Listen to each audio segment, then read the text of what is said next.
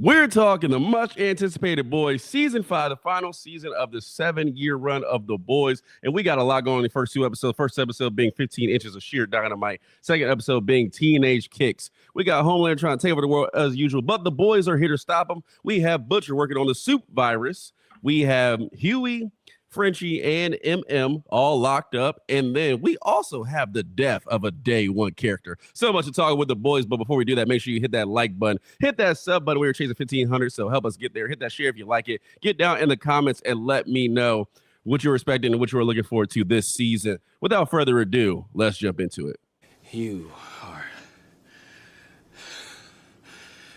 fucking nothing. Really? So, Scotty, we got a lot going on here. As I said, we start out with basically, usually we have a crazy scene of the boys. We've had everything in the first scene. It's been a guy going into another guy's penis. We've seen all kind of stuff, but this was a little skewed down. We get an action sequence with Starlighter fighting the new Black Noir. We also get the release of the video of the Flight 37, which Homelander really has been able to hide for since season 1 going on. So just a different change up to the start of this season, a little more drama added in. Seems like they're going a little more serious. I just want to ask you real quick, how'd you like that opening? I love the opening. And I love the opening mainly because I can't tell whether they're trying to shoehorn something in from the book or they're just trying to trick the audience that has read the book into thinking that that's what they're doing.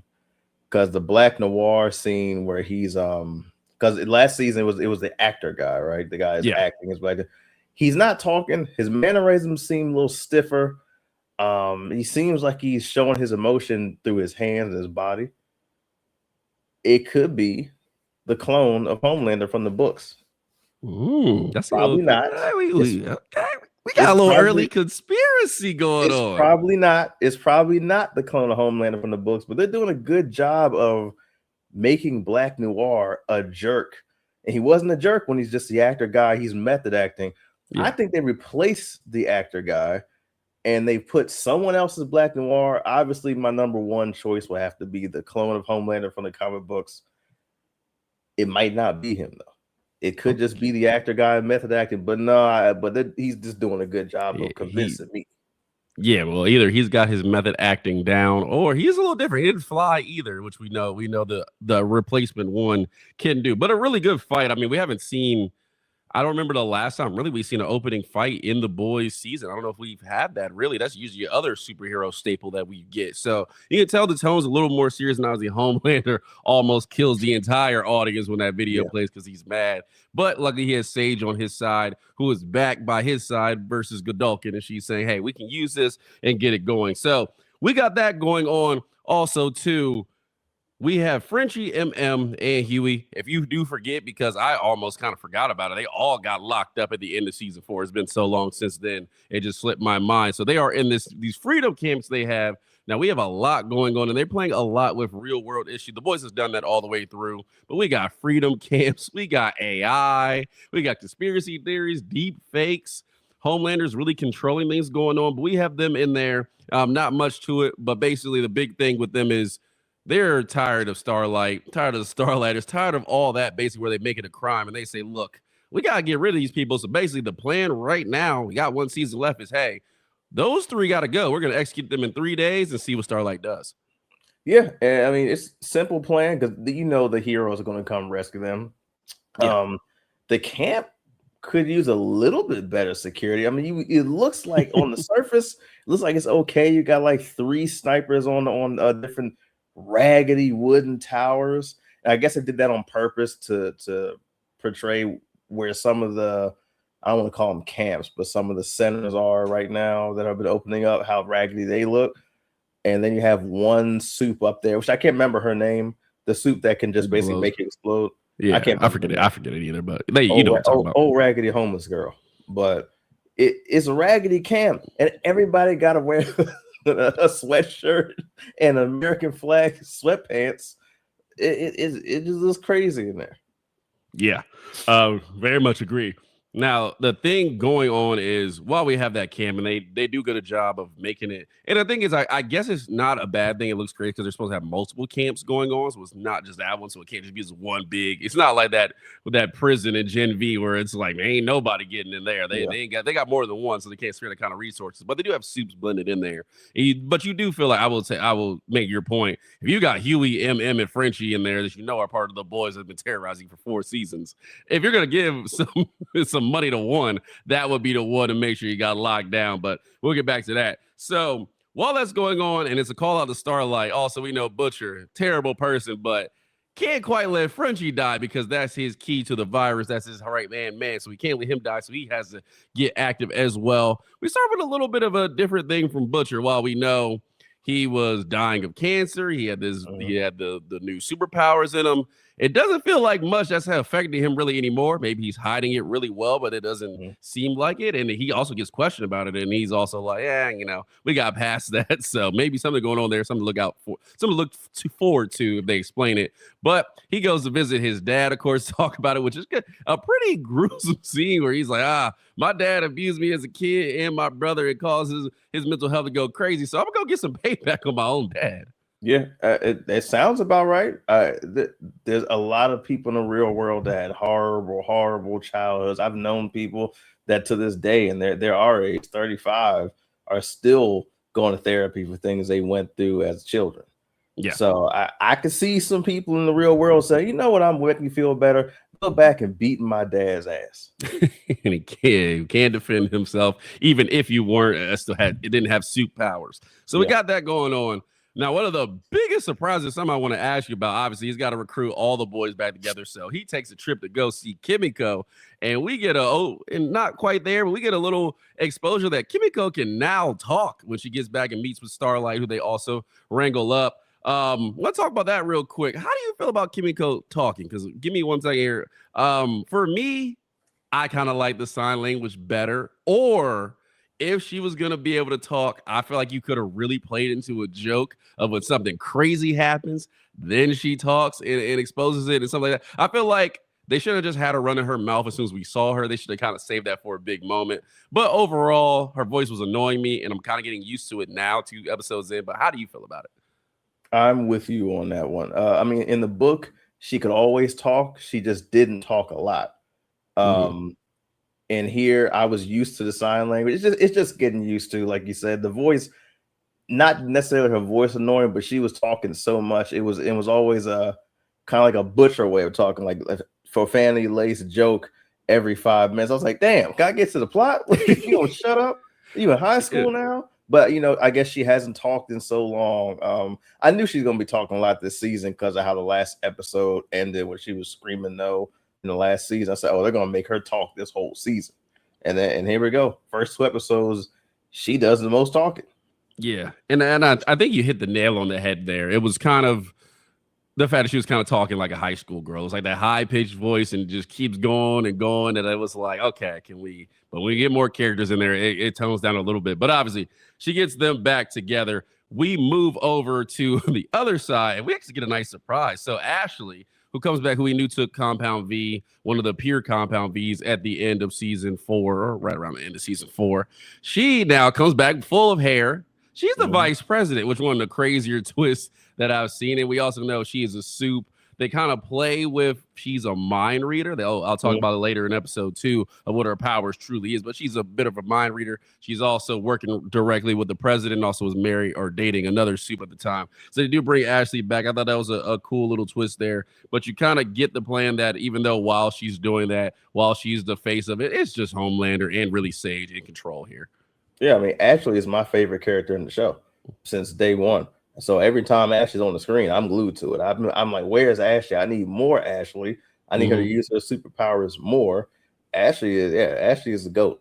She's think about it, she's been behind everything: the budgeting, the hiring, the firing, the stages, the marketing, the PR. Ashley did everything. I love Ashley. And I always relate this. Ashley is competent in what she does. She just happens to work with some crazy people and some crazy stuff going on, but she's kind of the human deep. Like they use her in an elite way to set up jokes and make things laugh because it was a running joke for a long time that she just pissed Homelander off. He was looking at her like, I can't wait to kill you. So that was kind of a running joke. But it's happy to see her back. Obviously, too, we talk a lot about the Starlighters, and they've gone so far in this world when I was talking about earlier with the freedom camps. They make everything illegal in this world. Obviously, if you protest for Starlight, you go into jail. You tweet so you tweet about Starlight or you show any level of support, you're going to these freedom camps. So they do a lot with that. So obviously they get the crew together and they have this virus that's pretty close to ready to go. They just need to get Frenchie out to make sure things are good. But something they throw in there because you don't get the boys without a kind of crazy moment here, but they have a soil eater. I don't even remember his name, but the soil eating soup, which is kind of crazy to go. So they have him back, which I thought was just adding a crazy moment in the show, but also add some stuff too. When they're getting together and making this plan, let's have A-Train come back, who him and Annie or Starlight had to develop a pretty good bond here, which I like. So it's good to have him back. But you kind of get, and I think this is a good moment, him in the Deep. A couple scenes later have this moment where they're talking about, and it's like all your reaction is really because you're scared of Homelander, and you just realize every or almost every soup on the planet just runs with a line of like, it would be a completely different world if Homelander really didn't exist, or people like Soldier Boy, who is not really on the board at this point. But without them, it would be a completely different world. But you just see the reactions like the Deep, he's funny. He's comical. He's incompetent. But you wonder how much different he would be if Homelander wasn't around, because part of it is Homelander making him feel that way. And if he tries to assert himself, he's going to end up dead, just like A-Train was online to do by betraying them. Yeah, I was actually hoping that we got a moment. I knew it wasn't going to be the first episode, but I was hoping we got a moment. I hope we get a moment in this season where the Deep is actually saying, man, I've been doing all this bad stuff, converting people to the wrong side. I should be fighting the Homelander. I hope he summons a big whale and throws it at Homelander. He's going to die, but I hope he just throws a big whale at him. Something like that. He needs a redemption moment. And if I recall correctly, in the comic book, he was the one in the beginning. He was the least bad out of the seven. So that whole encounter with Starlight, I don't think he was involved. I think it was A-Train and someone else was involved. And he was like, hey, he was trying to stop it. So he wasn't good, but he was the least, evil out of the rest of the seven. Yeah, I honestly think, and most people probably forget because it's way back in season 1, if you would take that moment with Starlight where he pretty much assaulted her, basically going there, if you would take that moment out, the Deep is a very likable idiot, where he's like, he thinks he's in control, but you're not. But you've had so much fun with just interactions and moments with the Deep because he's the most bumbling idiot, but he's not a hateable character really at all. Besides out of that moment, it starts out as like, wow, I really hate that guy. The more you get in, you're more like, brother, you ain't running nothing around here. You're just an idiot in a pond like most of these characters. So I do think I'm with you. I do hope he gets a redemption moment here. But I thought that moment between him and A-Train kind of exposed a lot and kind of why they've been acting the way they've been acting all through this show. So I did like that. So we obviously go to the moment where they got to break them out because they're running with a 3-day timeline. The mole gets them in, obviously eats the dirt. They go in behind him. They get in there, and honestly, they get in there. Homelander's waiting. He already knew they would come, and a little bit before he had a moment with Huey where he's like, yeah, you would try to save them, so they're going to come save you, so I know they're coming. I'm just going to wait for it. Has them all basically lined up when they get there, but when they get in there, basically all hell breaks loose, and it's basically a soup fight all over the place. Yeah, it's not just a soup fight all over the place. One of the best parts is the dude with the wood, the long wood. He is whipping people, whipping. I thought that was some creative stuff. He is using his wood to whip people. I know he's done that before, but just seeing him every time someone gets on his nerves, he knocks them over and just slaps them in the back with the wood until they get knocked out. It's genius. Shouldn't be genius. It's genius. Yeah, I do have fun with that character. But yeah, it's all craziness going forward. And Starlight comes in, try to blind Homelander for a little bit. You got them running around. Obviously, Butcher has powers now. He can defend himself a little bit. And the plan is really get Frenchie out first and help them out and get everybody else out. A lot of things you can tell, just the action is the action. You'll watch it for yourself, but just kind of the little character moments kind of within his last few moments of the camp. Obviously, he's going through a lot of trauma. He's drinking heavily, so you can tell stuff with there that even in the first 2 episodes we haven't really sorted out yet. So hope to stuff to see with him.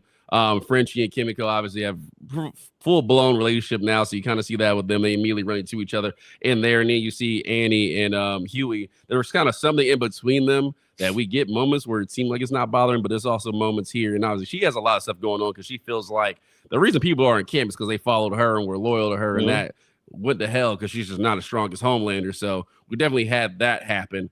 But yeah, it's a lot of good character moments in here going there. But yeah, I think the biggest one is they kind of run their escape. They're really not going to, because obviously Homelander is there and he's putting it into all that. And who comes in to save the day but A-Train with that redemption moment he went for the deep, but A-Train knocks him over, moves people out the way, and says, I'm up out of here. And it got Homelander chasing him down all down the road, which is a great moment for the show to end, for the first episode to end. Yeah, I was really hoping that that moment didn't even happen. Yeah. I was really hoping that A-Train came in there and just ran through there like he did. When he kind of stopped in there, I was like, oh, they're going to kill him off. Yeah. That was kind of and the two, and one moment I haven't talked about yet, I was saving for this part, but that moment he did have with his brother and just talking about it, like, yeah, I have Annie, where he's like, I have family, I can't really do this, I can't help y'all out. You knew he was going to show up because they needed him, they really did, or they were cooked. But those little moments, it was like, oh man, you're doing all the tropes of like, I might not be in this show too long. And yeah, he goes in there, obviously could run the girl over, that kind of gets in his way, but he runs around her. It doesn't repeat a moment like in episode 1 of the show that you know what I'm talking about. And obviously Homelander catches up with him, but I think in a way of that character going out, which I didn't want to see either. He's become it was always one of my favorites. He's just kind of asshole half the time. But in a moment where he's going out, he looks at Homelander and he understands, like, without the powers, Homelander is really, even with the powers, he's a broken person. Without the powers, he would be really nothing and probably wouldn't be able to function if we didn't have the powers he did. Kind of going back to plenty of moments in this season, but I always think about the moment where Homelander went down to the facility that they kept him in as a kid, which I thought was one of the best episodes of the show. Total, where he's down there and the scientist tells him, yeah, we programmed you to run off of how other people think about you, and that is your only weakness, and we did that on purpose. And A-Train kind of exposes that, obviously in his last moments, Homelander chokes him out and breaks his neck. But yeah, I thought that was a great moment for a character to go out. That's a good moment here to kind of set the stage for what's going on the rest of the season. Yeah, it is. It was a lot of good dialogue in that first episode. Like I said, it's not a con for me that he died. I just really like the character. I wanted him to last at least a few more episodes. You take him out in the first episode, come on, man. The first episode. But I knew when that girl showed up, I said, oh, they're going to have him literally redeem himself and move around her. But I didn't think he was going to move around her and fall through a dozen trees. Like I thought he was still going to get away somewhat and just get maybe lasered in the leg or something, or lasered in the arm, and he would get away. When I saw Homelander catch up to him, I was like, oh, no. Yeah, I also figured Homelander would catch him because he's not the A-Train, not as powerful as he was when the show started. He's obviously took V and all that stuff. But that's the end of season 1, unfortunately episode 1, unfortunately for A-Train. But episode 2, we start right back. We're trolling again, the funeral of A-Train. They do a whole gospel thing going on, so they have the start of that, and Homelander having a biblical moment where he's actually really emotional, and I'll get back to that in a minute. But on the other side, the virus is ready to go to kill Homelander. They just need to test it. So they say, hey, who can we test it on? We know this Rock guy. I think is this name Rock Hard? Is that the name? Rock Hard? Yeah. Rock Hard. So they say we got Rock Hard going on, so we can trust it on him. If we are able to kill him with this virus, we should be able to kill Homelander. And then obviously you get a lot of character moments where a lot of people are hooking up in the beginning of the second episode. I'm like, good Lord. But you do get a little bit more into that riff, and Annie kind of explains a little bit more, not even to Huey, but to other people, like, hey, I got this going on. This is my PTSD here, and this is what I'm dealing with. So I think a lot of good character moments, but we know the mission of the second episode. Moving on, getting back to what we're doing with the funeral, we also get Homelander with a lot of PTSD, and he's talking really to himself, but A-Train like, man, I didn't really want to take you out. That's not what I wanted to do. But you kind of get that feeling of loneliness because And this is not really a relation, but this is in relation to our world. They say it's lonely at the top. Once you really reach a certain level of success, you're kind of by yourself. There's still a few people in that path. As far as a superhero being that powerful for Homelander, he feels that himself and is like, man, I'm the only one that's powerful. No one understands me. No one grew up like me. You know, what was her name? The lady he was hooking up with, that was the old soup. The old, you know what I'm talking about. The white lady, the one that was racist. Stormfront. There we go. So Stormfront's gone. Obviously, Soldier Boy is in ice. There's really no one, and that little moment for him is like, there's no one like me. Wait a minute, there is one person like me. He's just also kind of crazy in his own way. Yeah. So that obviously prompts him to bring back Soldier Boy. So Soldier Boy comes back because he's feeling. I want to ask you, how do you feel about Soldier Boy coming back? We've dealt with him a little bit, but are you happy to see him back? How do you feel about that? I think they dealt with Soldier Boy the best way they could in this episode. They dealt with him in the way that Godolkin and Gen V shouldn't have been dealt with. Yeah. You get my drift here? Like, the Godolkin was in there for one episode. I said, okay, that's terrible. He should still be in here. The Godolkin should have been in this season until this episode, like episode 2 in the end. And then Soldier Boy should have passed away. So I'm okay with the Soldier Boy, coming back this episode. I think they did him justice still. He still looked cool. He had an uneasy alliance with Homelander. Still didn't really have technically an alliance with him at all, because who knows if he actually did the plan that he's supposed to do and he succeeded, who knows what he would have done. Might have just found a way to take his son out.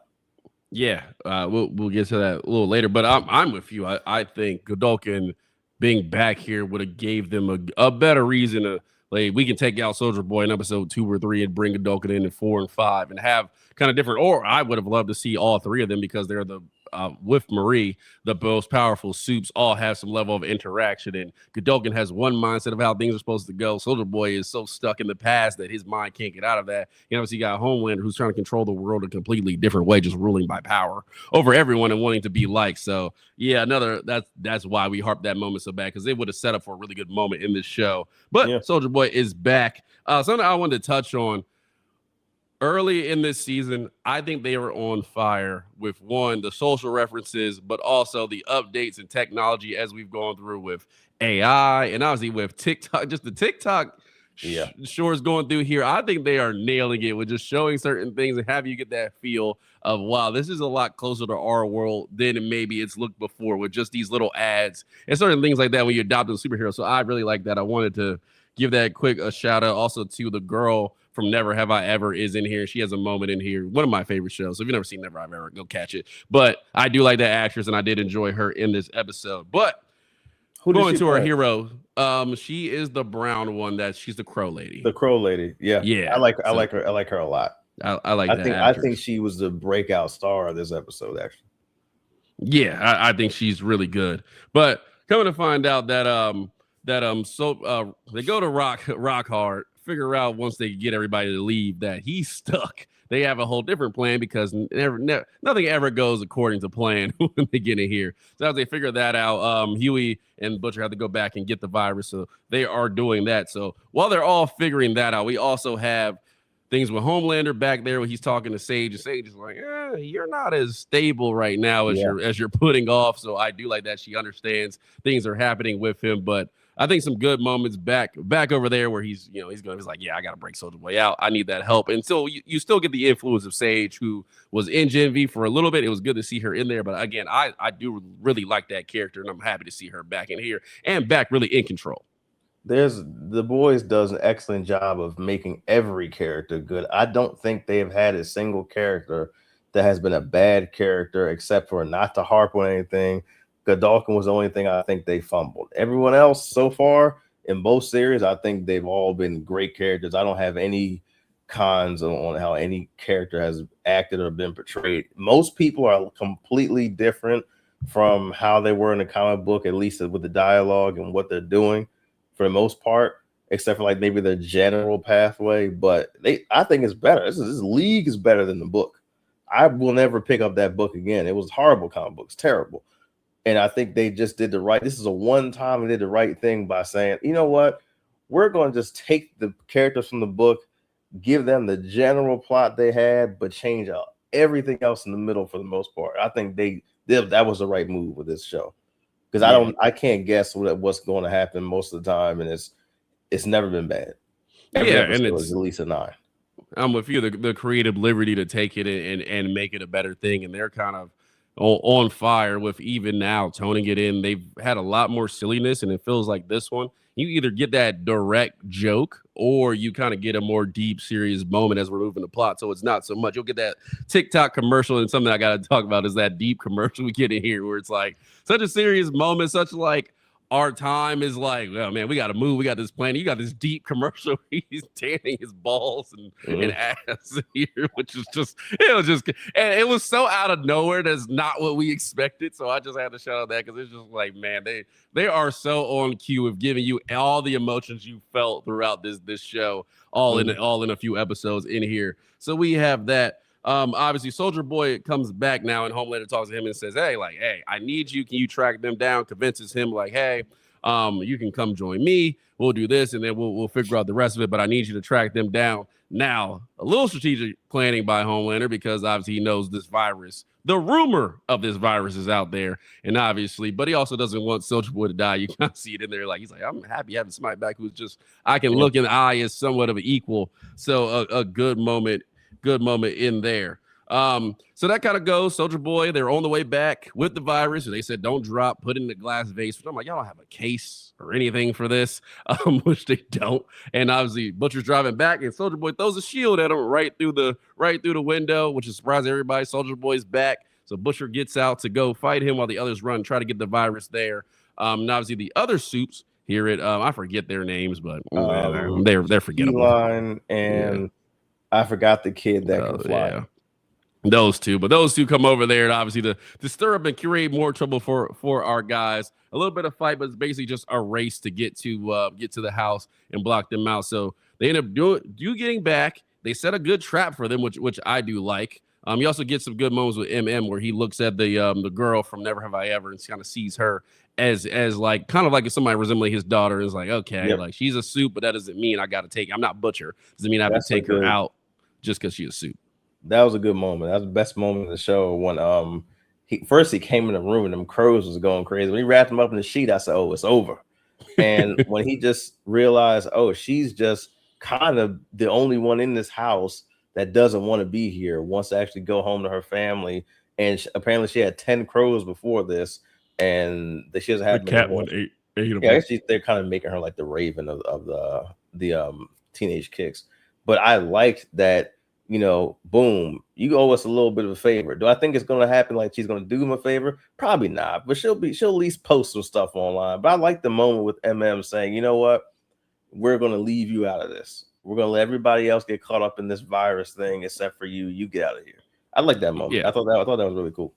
And we also, I guess, don't know the totality of her powers yet, so it could be a good moment to show up later. Obviously, we got all the teenagery characters still out there somewhere with all the ones from Gen V, so maybe she'll come back with them, and we'll get a big moment later. But we'll hold on that one and see what happens. But kind of the important part here, as we wrap this up, they lure them in, get there, and they try this virus, pouring it down with just the human characters. No Butcher, no Annie, no Kimiko. They get out of there, seal the house, and see if it works, and takes out all the supes. Looks like it works. So they got some success there. Go back, and they're all good. So this virus obviously has some effectability. Can it take out Homelander? We will see. They'll probably have to edit around with her, change it a little bit, but looks like a success so far. We go back to the tower with some good moments here that I were like, one, this moment with Sage and the product placement was insane. But if there's one show I will allow it's The Boys, because they've done that with fake products the entire time. That Taco Bell,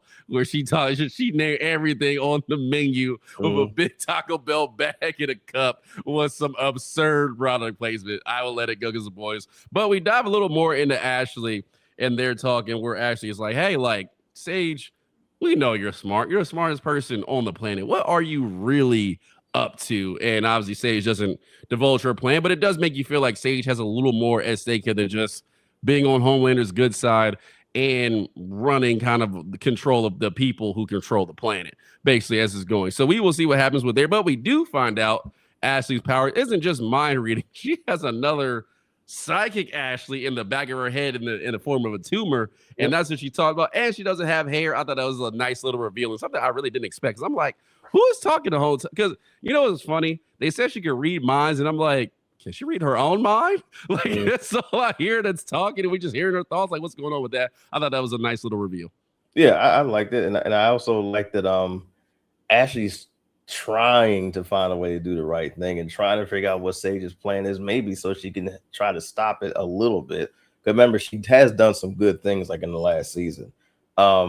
Sage's plan, maybe Sage found a way to take Homelander's blood, clone him, get rid of that old actor from Black Noir, and maybe she put the new Black Noir there. So that's her fail-safe. You see, every time Homelander does anything, she's like, oh my God, what are you doing? And she plans everything. But he's so stupid. He's like, oh, you're just ruining everything. So I think that may be her fail-safe. Like, you know what? If he gets too out of line where I can't have a seat at this table anymore and I look crazy standing next to him, we'll just have the clone take him out and he'll be the face of everything. Boom. Honestly, I like that theory. Actually, sure, I should do a video and talk about do we have the real Black Noir, or do we have the real Black Noir from the comics is back? I like a little discussion on that, and I'll rewatch Black Noir's mannerism and see what's going on with that. But I think the writers really put pressure on themselves. I think they wrote Sage planning so good in season 4 that where everything came to plan, everything fell in place just how she wanted it.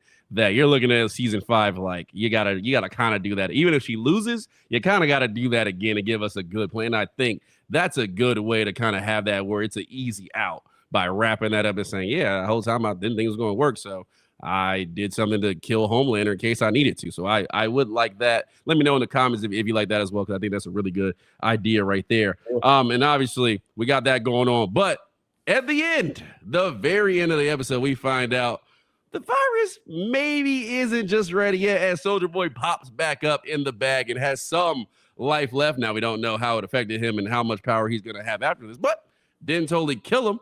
Credits roll right there. So still got some work left to do on this virus to see if it'll work. And I wonder how long until the boys find out that they are still kind of in trouble here and no real way to take out Homelander. So maybe you probably just need a lot more of it because it took out the rest of them in there. Like the Rock his brain just exploded. Yeah, and the other he was supposed to be almost as strong as them. Yeah. Oh, he can't. Okay. So yeah. So we'll see because I know Soldier Boy he's almost as strong as Homelander, isn't he? Because he has that big. Yeah, he's about the same. So I didn't mention this. I forgot to say this. I'm glad you caught me now. So basically, when Soldier Boy attacks them, their plan was, heck, we got the Rock guy who we said was close to Homelander, maybe the most indestructible person outside of Homelander. But hey, with Soldier Boy back, change of plans, lure him in and execute the plan on him. I forgot to mention that part. But yeah, so Soldier Boy is a little bit closer to Homelander they took his DNA. So I think he's the same strength level. He's as hard to kill as Homelander is. So if it works on him, it technically should work on Homelander, should work on Marie and whoever else is around. Yeah, and I'm interested now to see if Soldier Boy is actually dead or he's going to have at least another episode of life in him. Because Jared Padalecki has to be in the next episode, the one after that, and they were on Supernatural forever. They got to be in a scene together, I'm guessing, whether he's in a deathbed or whatnot. But I'd love to see him go back to Homelander if he can get healed and be like, oh, so you actually, Butcher was right. You actually did send me over here. And now it's a 3-way thing. Maybe he teams up with Jared Padalecki, whoever his character is. I haven't looked at who his character is or who he might be because I don't want to spoil anything for myself. Yeah. But yeah, I do like that. I think that moment's going to come back and be like, you screwed me over again. Okay. Bet you're just like Butcher. I would love to see it because we don't have Godolkin. So we got to have those, man. How great would it be have all 3 of those characters pitted against each other along the way? It was just, it wrote itself. That just pissed me off. But go ahead and wrapping this up. I'm a lot in the first 2 episodes.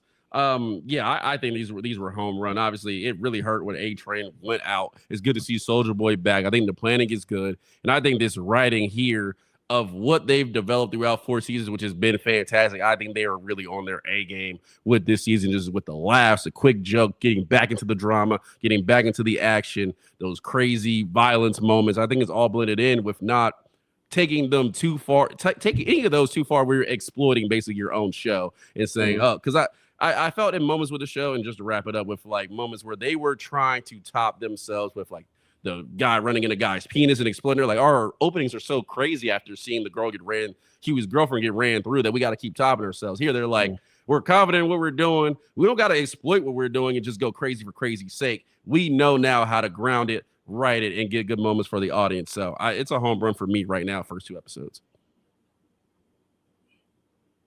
Yeah, me too. I can't find anything to dislike so far at all. So yeah. Yeah, my biggest beef right now is still with Gen V season 2. I'm like, man, I wish she would, but you know what? The only cons I can see myself even having this season so far is the Gen V characters doing nothing at all. Because then I'll be like, well, that was a great 2 seasons that we had with them. They came here to do nothing. So we'll see what they have. I don't even want the Gen V characters to be a big part of this story, because Marie can do anything. So I'd rather not have her just come in. I want her to get shut down. There's a big moment for a character, especially with A-Train going down. I think Marie can slide in and obviously help them out as another soup. And I do want to see what she can do now, I guess, in the big leagues, fighting the world threats instead of just the Godolkin University threats. So I do want to see that. So that is a character, and I think she should get the most screen time in there, and she's the most powerful one. So that would be the one to see. Everybody else can have a scene or two here or there, and I wouldn't care or jump into a team fight. I can care less if they do that. But Marie is the one I do want to see on the center stage here. But yeah, I thought it was fantastic first 2 episodes. Let us down in the comments what you think, where you were rated. You will see our rating scale below, so you can judge it for there, or put your own scale in there if you want to. But yeah, comment down below. Let me know what you thought about the death of A-Train. Obviously, the writing, how it's going, and just how things were going. Soldier Boy, do you think he's going to come back full good as new, or you think he's going to come back mangled, or you think he's going to come back good as new and have beef with Homelander as we go there? So all good stuff. Don't forget, like the video, hit that sub button. We are really trying to crush this season, and we got a lot of superhero stuff going on right now. Daredevil's up. We recorded for that. Invincible's up, where that show is posted already. So you go check those out. Darth Maul show is out. We talked about that. We got a movie coming out this weekend. Euphoria is here on Sunday. So it's just a lot of stuff going on with the channel. Of course, we have Alien stuff coming out as well back. So if you're into that stuff, we got a lot coming for you. So make sure you hit that sub button and share if you don't mind. Scotty, people found us here on YouTube. They like, they sub, they hit that comment, but they say, man, I'm not on YouTube all the time. Instagram is easier. TikTok is easier. Where can they find us at on those places? You can find me on the solo channel, Kuronocomics, on TikTok. You can find us on MLF Shorts on all platforms, and Minor League Films on all platforms, even the Gmail rather. There you go. So find us all that stuff. Like I said, again, hit that like button, help us out there. All that good stuff. We'll be back pretty soon. We got a couple more shows to drop our reviews for, so you'll see those ASAP. But all that good stuff, we will catch you next time.